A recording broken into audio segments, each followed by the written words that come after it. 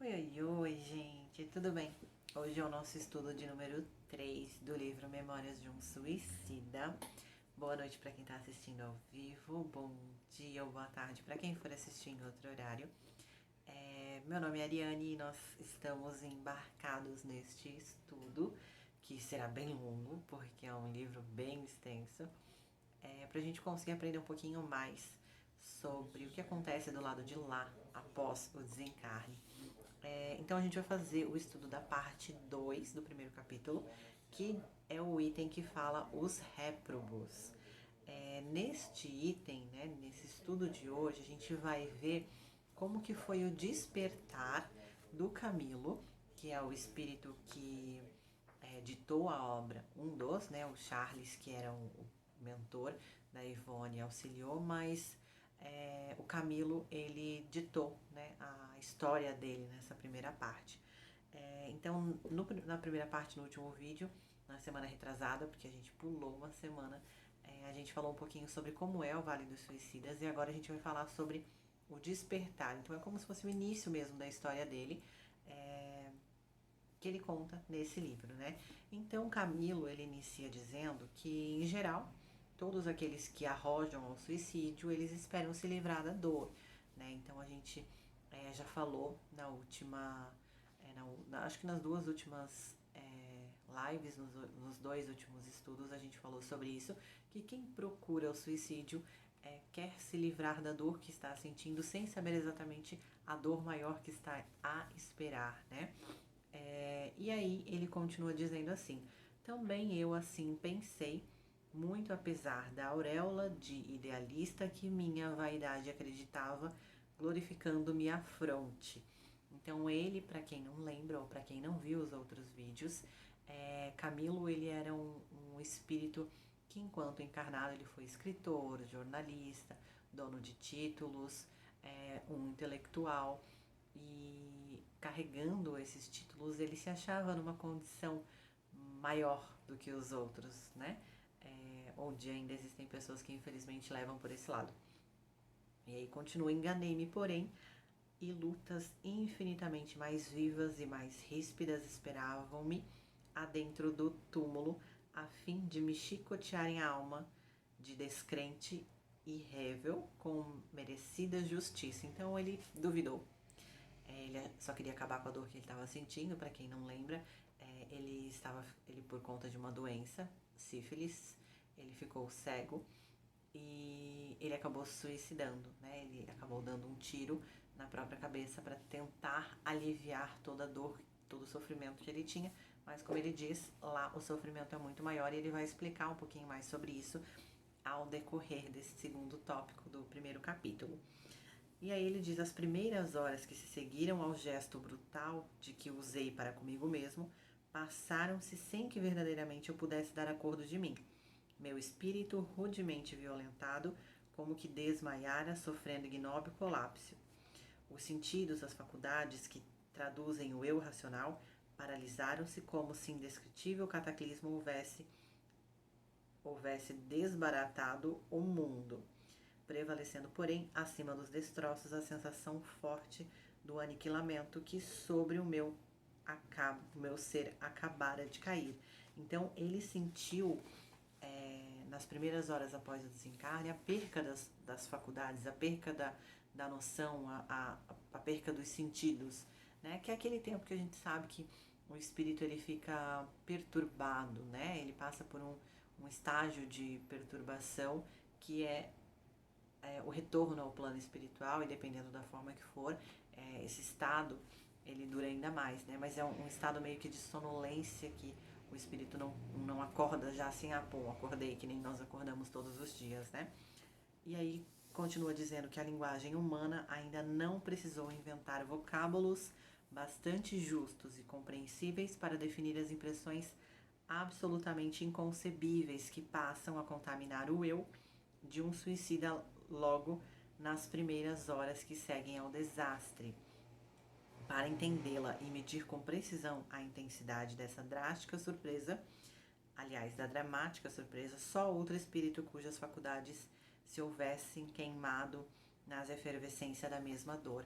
Aqui, durante esse item, o que a gente vai falar hoje, ele fala um pouco sobre as experiências, sobre como foi, mas ainda assim não tem como nós conseguirmos entender a fundo o que é essa perturbação, o que é essa dificuldade, né, que passam do lado de lá. Mesmo assim, ele tenta explicar em palavras ao decorrer do item, né, que é esta parte do primeiro capítulo.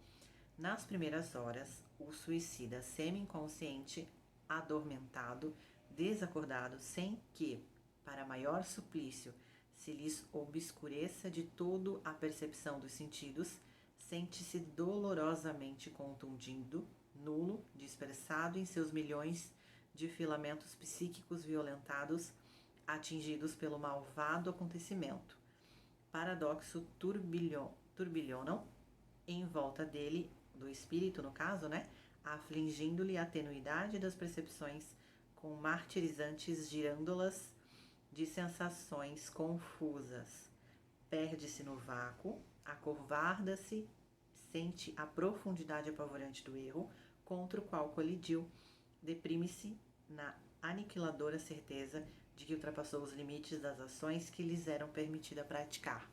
Ou seja, ele desperta, só que ele sente uma dor muito profunda de acordo com cada tipo de suicídio, né? De acordo com a escolha que fez para retornar ao plano espiritual, sente uma dor muito absurda, sente toda a perturbação psíquica através de uma energia muito forte, né? Através dessa egrégora que fica no ambiente, e a gente vai ver o ambiente que eles ficam ao despertar, mas eles sentem uma confusão, que além da confusão tem a perturbação psíquica e junto disso uma dor muito mais intensa do que a dor que a gente sente aqui, a dor física. É uma dor muito mais forte e mais intensa.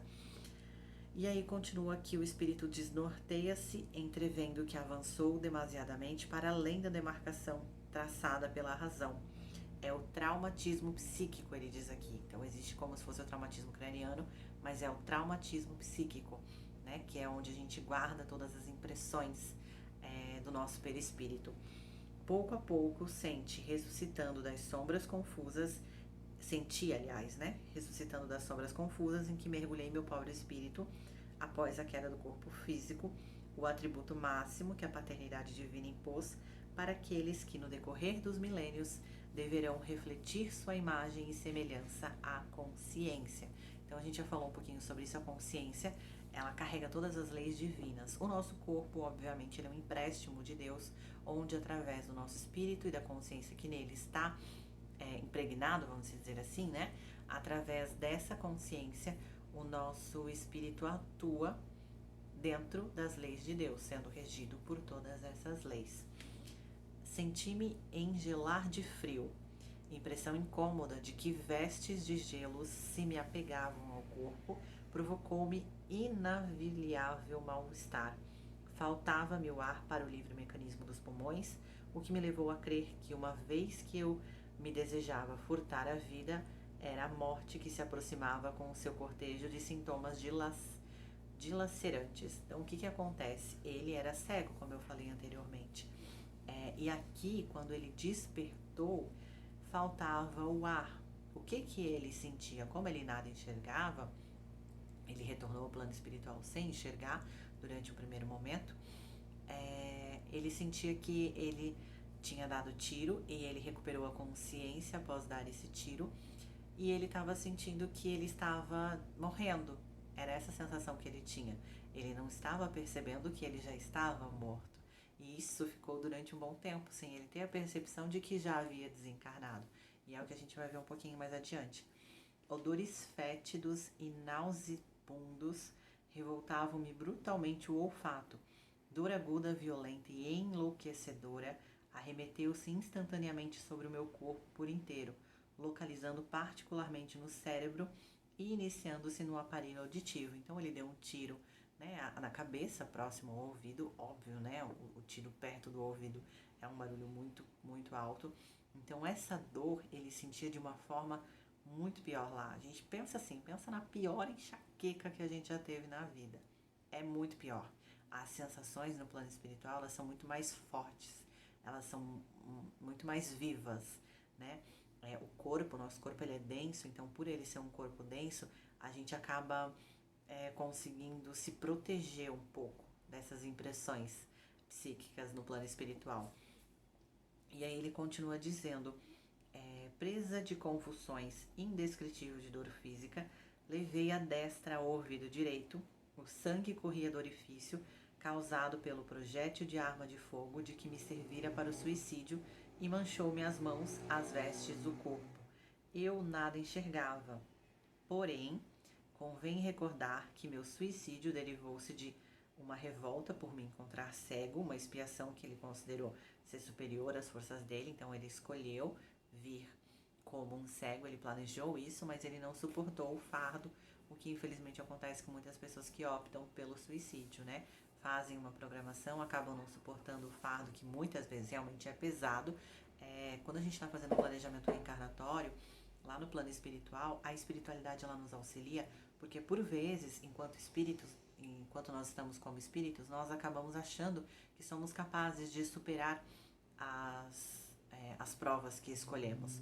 Mas a espiritualidade ela é ciente, ela sabe que por vezes não, e acaba nos direcionando a um caminho, né, mais tranquilo, porque a nossa consciência no plano espiritual é totalmente diferente da nossa consciência aqui, enquanto encarnados, né? Aqui a gente está muito preso à matéria, aqui nem todo mundo encontra a doutrina espírita que é consoladora, que nos dá um ânimo a mais, que nos explica o que acontece ou como acontece. Então, muitas pessoas acabam não conseguindo finalizar, né? Porque lá fizeram um planejamento que acharam ser possível, imploraram, pediram e acaba não conseguindo dar conta e acaba, né, indo através do suicídio. E aí ele diz que sentia-me, pois, ainda cego, e para o cúmulo do meu estado de desorientação encontrava-me ferido, tão somente ferido e não morto, porque a vida continuava em mim como antes do suicídio. Então ele estava cego, ele se sentia vivo. Como você tá aí, como eu tô aqui, ele sentia que ele estava vivo, não tinha diferença para ele. Porque o que tem a vida não é o nosso corpo material, o que tem a vida é o nosso espírito, é o perispírito, é isso que carrega a vida.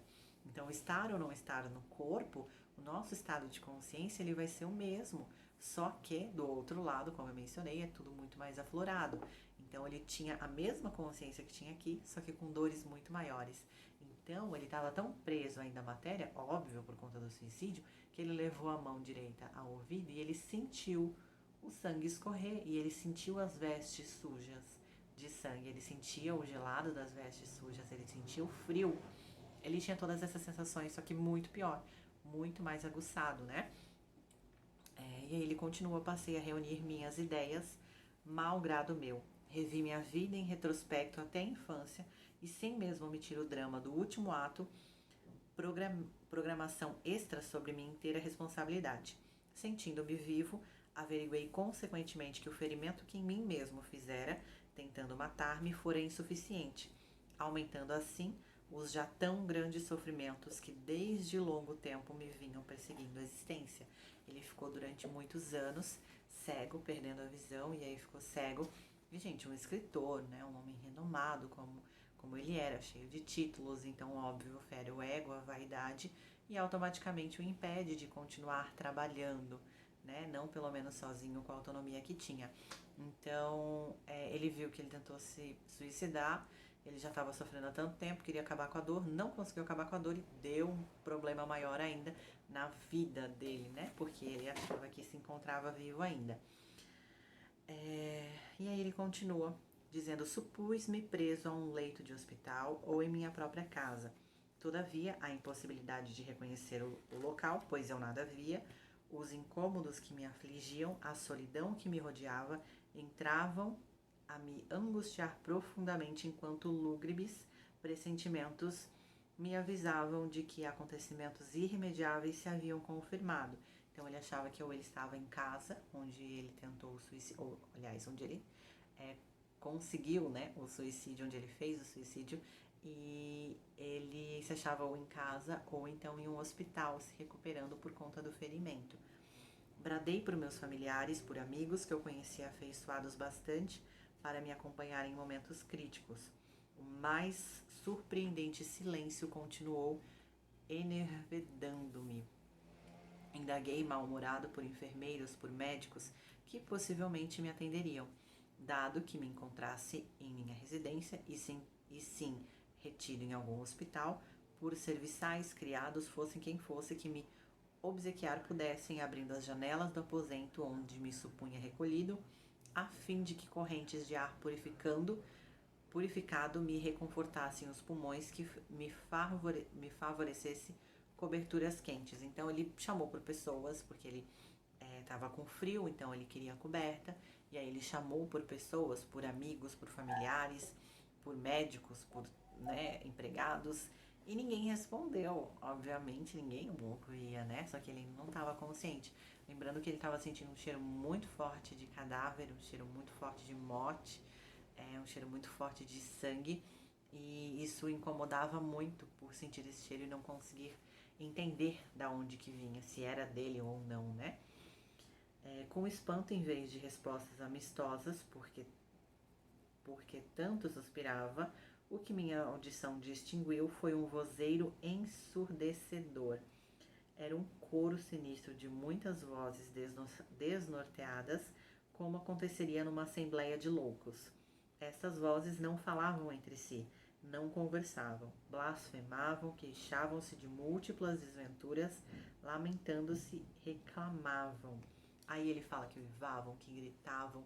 O ambiente onde ele estava, que mais pra frente a gente vai entender qual que existiam muitos espíritos, e cada um atormentado dentro do seu problema, cada um berrando, uivando, sentindo as mesmas dores que ele, mas uivando muito forte. Então ele estava consciente, tentando entender tudo aquilo, porque ele não enxergava, e ele não podia entrar num estado como os outros, de berro, de desorientação, porque ele, como não enxergava, ficou em silêncio para conseguir escutar e compreender onde estava.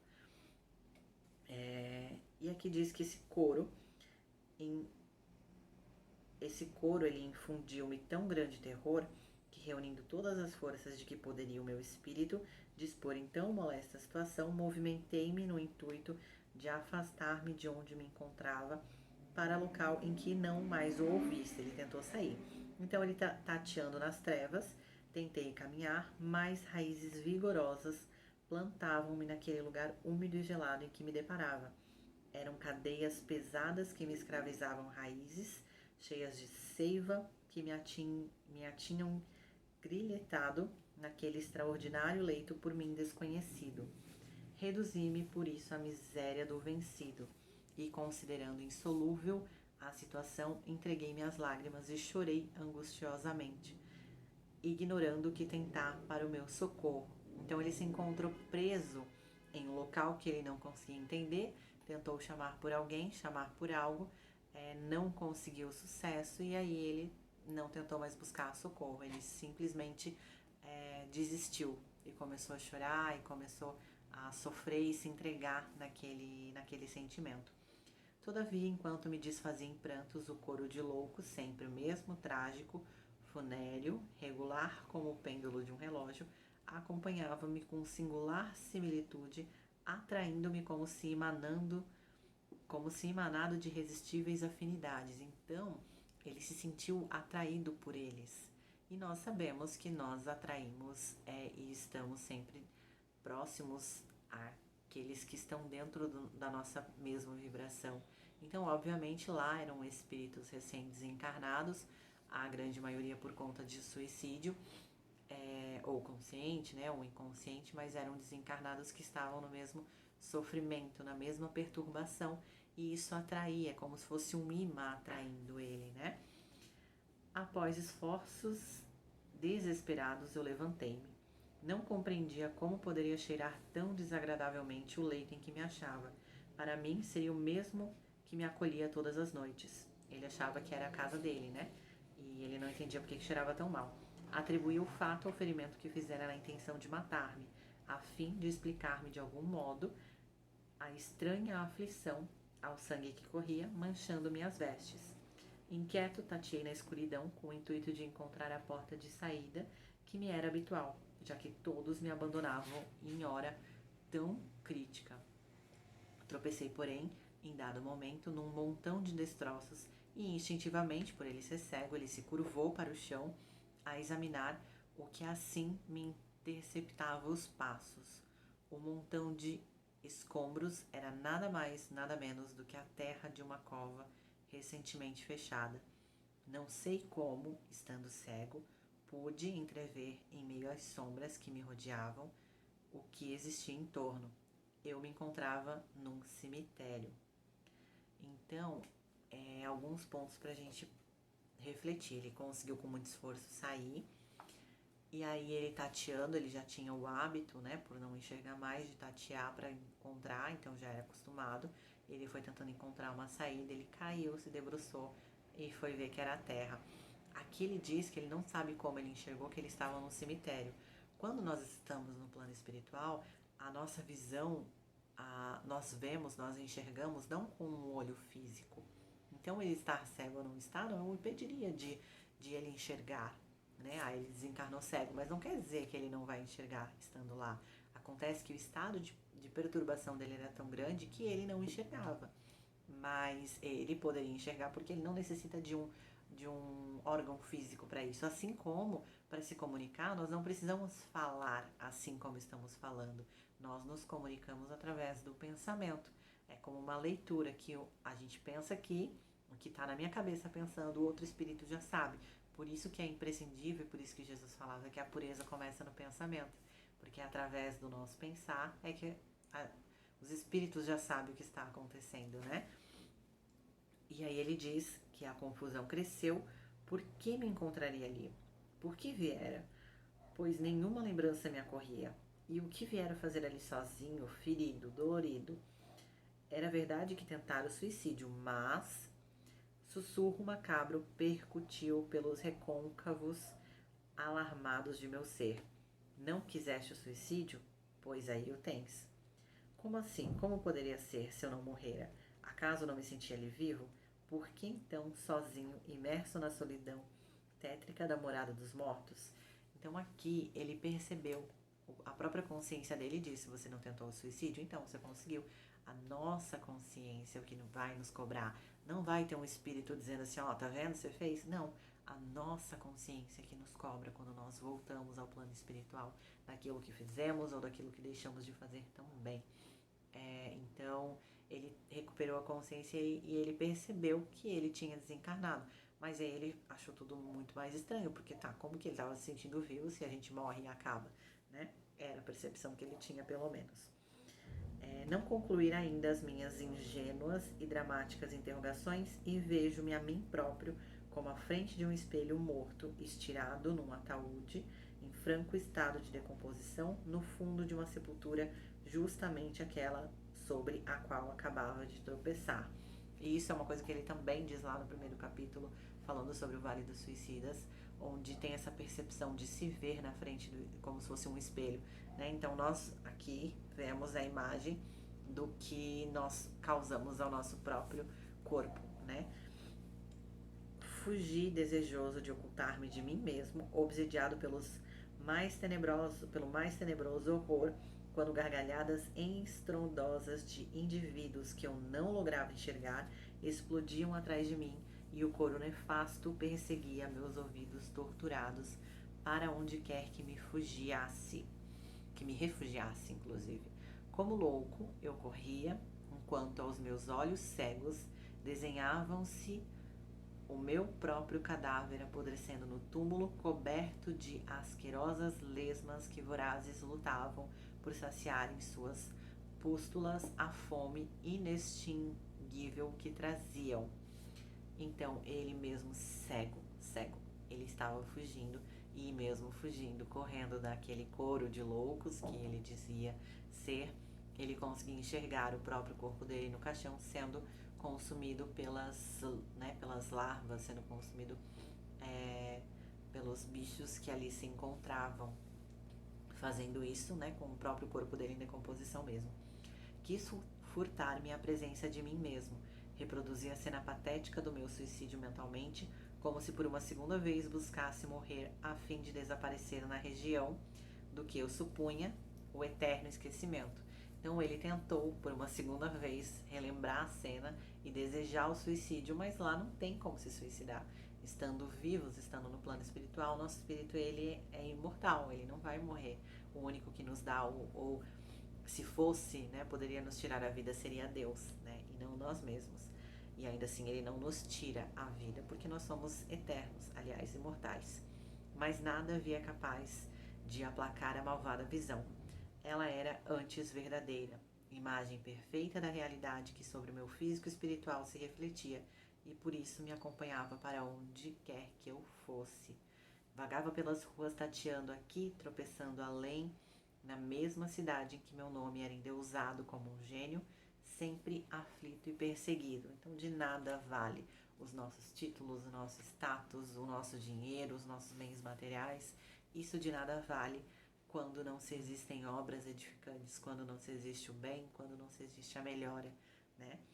Tornei-me a casa dele, no caso, surpreendente desordem estabelecera-se em meus aposentos, atingindo objetos de meu uso pessoal, meus livros, manuscritos e apontamentos. Lembrando que ele estava cego, mas ele conseguia enxergar tudo ao seu redor, né?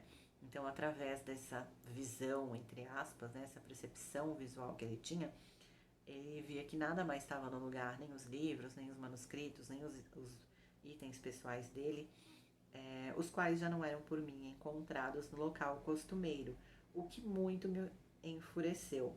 Olha só, ele estava desencarnado, morrendo de dor, e o que tinha enfurecido era que as coisas dele não estavam no lugar, para ver o quão ele estava preso na matéria. Nada mais adiantaria, porque nada mais ele iria usufruir.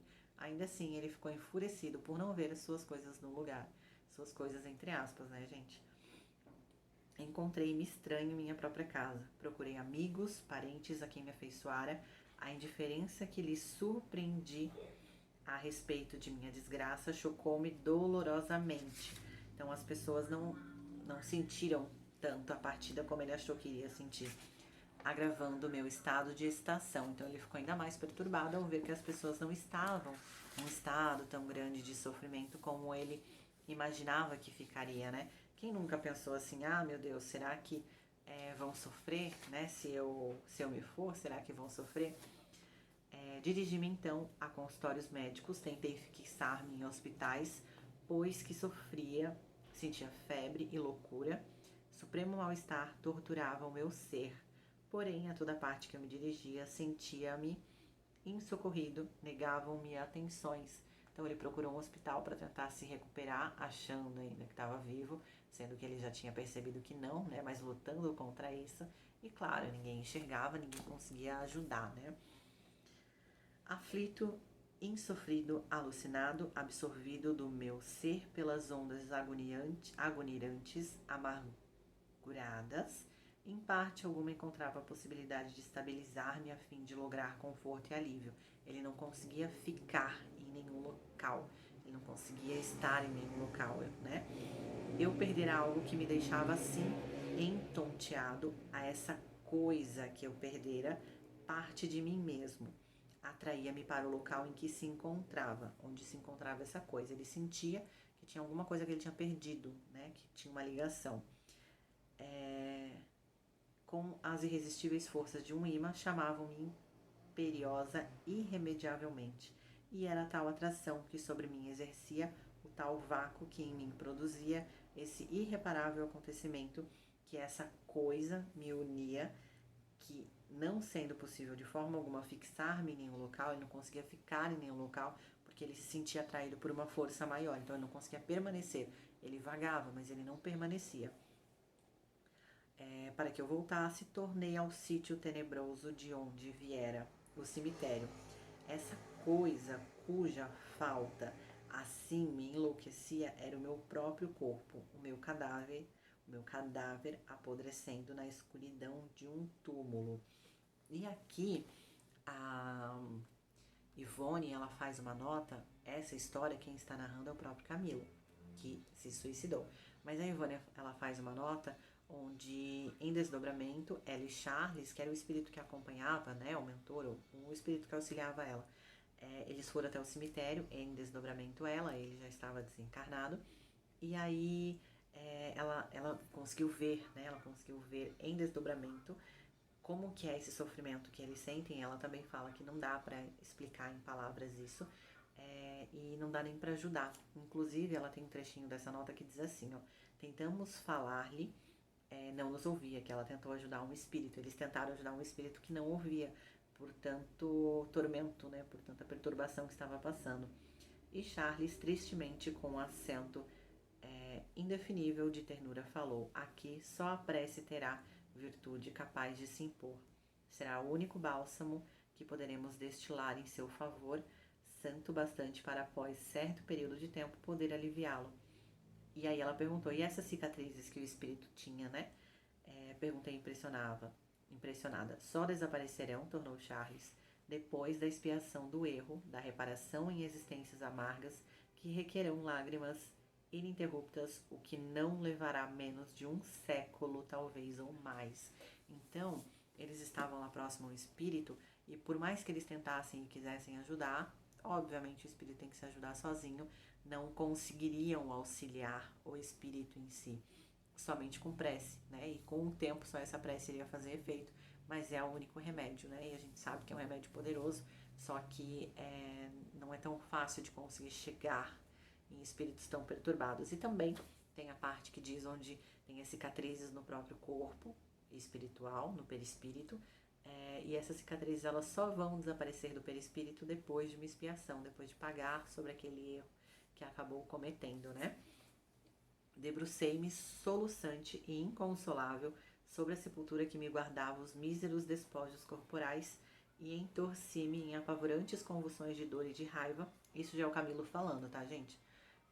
Rebolcando-me em crises de furor diabólico, compreendendo que me suicidara, que estava sepultado, mas que não obstante continuava vivo e sofrendo mais, muito mais do que sofria antes, reparativamente, monstruosamente mais do que antes, do gesto covarde e impensado.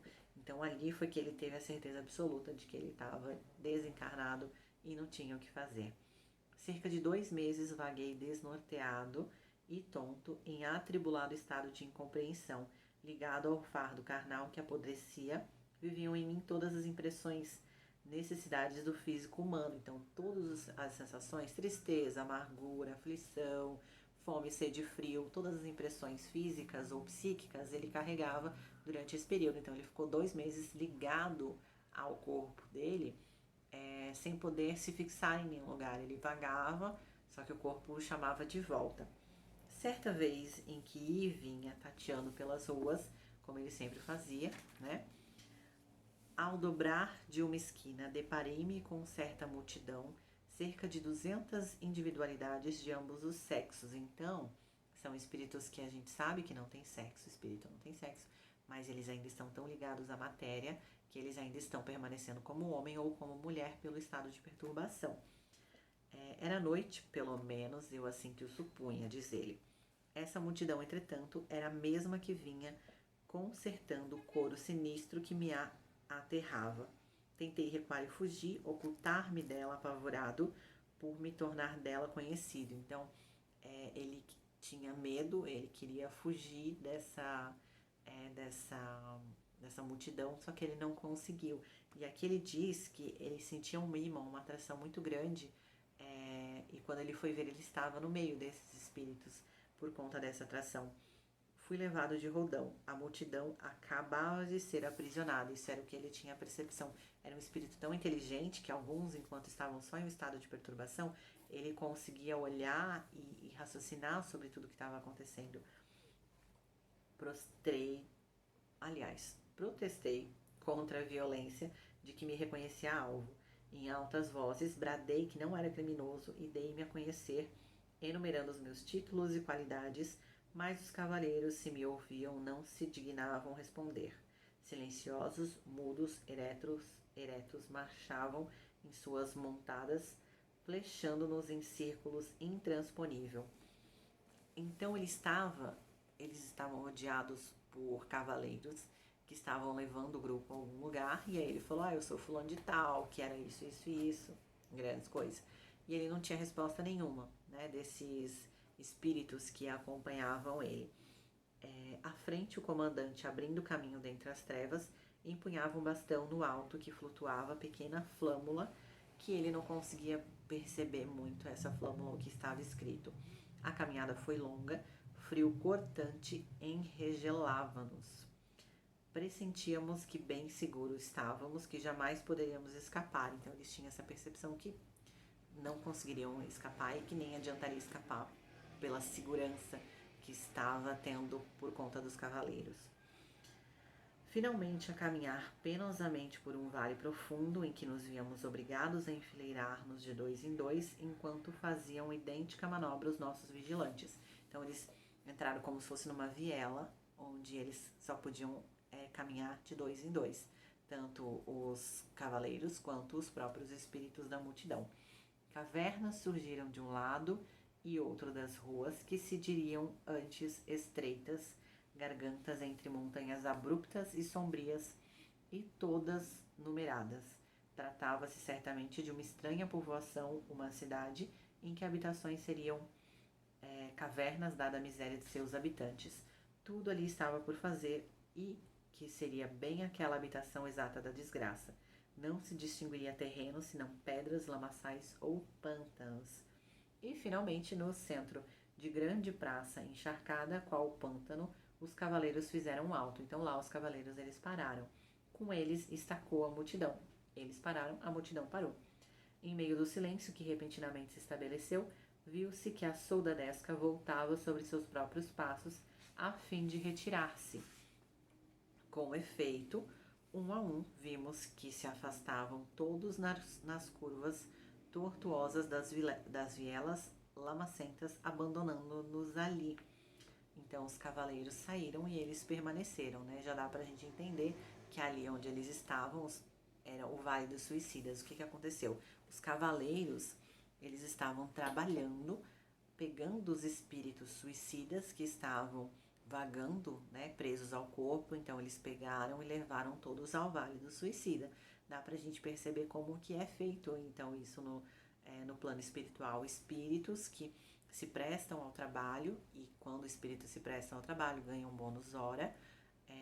Eles estão lá auxiliando, então, pegando toda aquela multidão perturbada e levando ao vale, ao local onde eles têm que ficar por um tempo, onde eles se ligam pela própria afinidade. Então, quando o espírito desencarna, ele não acorda já no Vale dos Suicidas, né? A gente leu bastante aqui até agora para a gente entender que o espírito se suicida, ele fica preso ao corpo, e aí espíritos trabalhadores vão, e inclusive esses trabalhadores podem ser desencarnados ou encarnados. Existem espíritos encarnados que em desdobramento fazem esse trabalho durante o sono. Então esses espíritos vão e auxiliam, né, a levar eles para este local. Confusos e atemorizados, seguimos ao nosso encalço, ansiosos por nos afastarmos também. Mas foi em vão. As ruelas, as cavernas e os pântanos sucediam-se baralhando-se num labirinto em que nos perdíamos, pois para onde nos dirigíssemos depararíamos sempre o mesmo cenário, a mesma topografia. Então ele tinha a percepção, e era o que acontecia, como se fosse um labirinto. Eles tentaram sair junto com o comboio, mas eles não conseguiram, foi sem sucesso, né? E aí ele vai e continua narrar por uma parte bem extensa, que eu achei que não era tão interessante de trazermos aqui, porque a gente já falou um pouquinho sobre como é o Vale dos Suicidas, como que eles eram perturbados, enlouquecidos. Então, por uma boa parte ele fala isso. E aí ele volta retornando, dizendo que cada um de nós, no Vale do Sinistro, no Vale dos Suicidas, vibrando violentamente, retendo com as forças mentais o momento atroz em que nos suicidamos, criávamos cenários e respectivas cenas que vivêramos em nossos derradeiros momentos de homens terrestres. Então todos eles conseguiam criar a cena do seu desencarne, né? E aí ele até relata que em uma dessas cenas, rios caudalosos e mesmo trechos alagados de oceano surgiram repentinamente no meio daquelas vielas sombrias. Era meia dúzia de réprobos que passava enlouquecida, deixando à mostra cenas de afogamento por arrastarem na mente com flagrada a trágica lembrança de quando se atiraram às águas. Então, o poder da nossa mente é tão grande que ele torna cenas reais através do que pensamos. E isso acontecia lá. Então, por exemplo, espíritos como ele. Desculpa, gente. Espíritos como ele que se suicidaram poderia mostrar através do tiro e do sangue para todos os outros verem, assim como esses espíritos que se jogaram na água, é, apareceu do nada para todos enxergarem, né? Não da forma como nós vemos, mas terem a percepção visual de que existiam águas ali, né? E esses espíritos passando. Homens e mulheres transitavam desesperados, uns ensanguentados, outros entorcendo-se no suplício das dores pelo envenenamento, que foi a escolha do desencarne, e o que era pior, deixando no amostra o reflexo das estranhas carnais, corroídas pelo tóxico ingerido, enquanto outros, mais incendiados, a gritarem por socorros e em correrias insensatas, traziam um pânico ainda maior entre os companheiros de desgraça, os quais reaceavam queimar-se ao seu contato, todos possuídos de loucura coletiva. Então todos estavam num sofrimento tão grande, cada um no seu, que aquilo virou uma egrégora, uma energia, onde todos estavam no meio daquilo sem saber como sair, e todos ficavam replicando o seu suicídio, os que foi através de estar queimado, se fosse através de se jogar na frente de um trem passando, se fosse através das águas encharcando no meio da vila. Coisa singular, essa escória trazia pendente de si. Fragmento, aliás, aqui ele fala sobre, um pouquinho antes, ele estava falando ali só sobre as visões que eles tinham, que era isso que eu estava mencionando. Então, coisa singular, essa escória trazia pendente de si fragmentos de cordão luminoso, fosforescente, ao qual, despedaçado como arrebentado violentamente, desprendia em estilhas qual um cabo compacto de fios elétricos arrebentados, e desprenderam fluidos que deveriam permanecer organizados para determinado fim. Então, a visão que ele tinha de todos os espíritos era que todos traziam um fio luminoso, como se fosse um fio arrancado, né? Que estava quebrado, assim, estava arrancado, e o fio em pedaços. E ali nesse fio é que nós temos o fluido cósmico universal, fio esse que inclusive nos liga ao nosso corpo. Então, esse fio, ele deve existir até o fim da nossa encarnação de morte natural, onde o fluido por si só acaba, né? E aí o fio vai se desprendendo. Mas em caso de suicídio, a gente sabe que, né, como a gente já viu nos outros estudos, pode ficar muito tempo ainda em sofrimento lá. Justamente nele que se estabelecia a desorganização do estado do suicida. Hoje sabemos que esse cordão fluido magnético que liga a alma ao envoltório carnal e lhe comunica a vida somente deverá estar em condições apropriadas para deste separar o corpo do espírito por ocasião da morte natural, o que então se fará naturalmente, sem choques e violências, mas com o suicídio, porém, uma vez partido e não desligado, produzirá grande parte dos desequilíbrios, se não todos que vimos anotado. Então, todo esse desequilíbrio, ele vem por conta do fio, que ainda está muito forte de ligação, e de todo o fluido que lá está. E ele continua dizendo que um dia profundo, ao quebramento, sucedeu em meu ser a prolongada excitação. Fraqueza insólita conservou-me inquietado como desfalecido. Era como se ele estivesse totalmente sem energia. Ele estava meio que desmaiado quase, né? Urgência de repouso fazia-nos desmaiar frequentemente, obrigando-nos ao recolhimento. Então, a urgência de repouso se fazia para eles conseguirem descansar, né? E aí ele diz que não se tinham passado, porém, sequer 24 horas desde que o novo estado nos surpreendera, quando mais uma vez fomos alarmados pelo significativo rumor daquele mesmo comboio que já em outras ocasiões havia aparecido em nosso vale. Esse comboio a gente sabe que são os trabalhadores do Hospital Maria de Nazaré. E aí diz que ele saiu em um salto para a rua, ele e outros espíritos, que eles estavam lá nas vielas sombrias, no intuito de despertarem a atenção dos que vinham para a costumeira vistoria. Aí estacionou o trem do caravaneiro na Praça Lamacenta. Desceu um pelotão de lanceiros, que a gente já tinha falado da outra vez sobre eles. Desceram também damas e cavalheiros, que pareciam enfermeiros, aqui ele diz. E mais o chefe da expedição, que era aquele médico que portava turbante e vestes hindus. A mesma voz austera que se diria vibrar no ar, pacientemente a chamada dos que deveriam ser recolhidos, os quais, ouvindo os próprios nomes, se apresentavam por si mesmos. Alguns não se apresentavam, mas aqui ele diz que a mesma pessoa em que falava, o mesmo espírito que falava, ele indicava o local exato em que estariam os míseros, e ele dizia só, abrigo tal, número tal, né? Eles já sabiam onde todos estavam, como eu tinha mencionado até no último estudo. De súbito, ressoou na atmosfera dramática daquele inferno em que tanto padeci o meu nome, chamando para a libertação. Em seguida, ouviram-se o dos 4 companheiros que comigo se achavam presentes na praça. Então, tanto ele quanto os 4 já tinham finalizado o sofrimento lá, o fluido já estava se desligando e poderiam ser levados para a recuperação. Foi entre lágrimas de emoção indefinível que galguei os pequenos degraus da plataforma que o enfermeiro indicava atencioso e paciente enquanto os policiais fechavam o cerco em torno de mim e de os 4 companheiros, evitando que os desgraçados que ali ficavam subissem conosco ou nos arrastassem no meio do turbilhão. Que a gente sabe que eles faziam um pouco de baderna, né? Então eles não queriam que os espíritos fossem salvos. Um pouco mais adiante, Camilo vai falando como que são carruagens muito bonitas por dentro, muito aconchegantes, onde eles estavam, tinha enfermeiras muito queridas que estavam junto com ele, e aí ele finaliza dando essas visões de como que estava sendo o percurso, porque o próximo item, o próximo tópico, que é o que a gente vai estudar na próxima semana, já vai falar exatamente sobre o Hospital Maria de Nazaré, né, como que foi a chegada dele lá.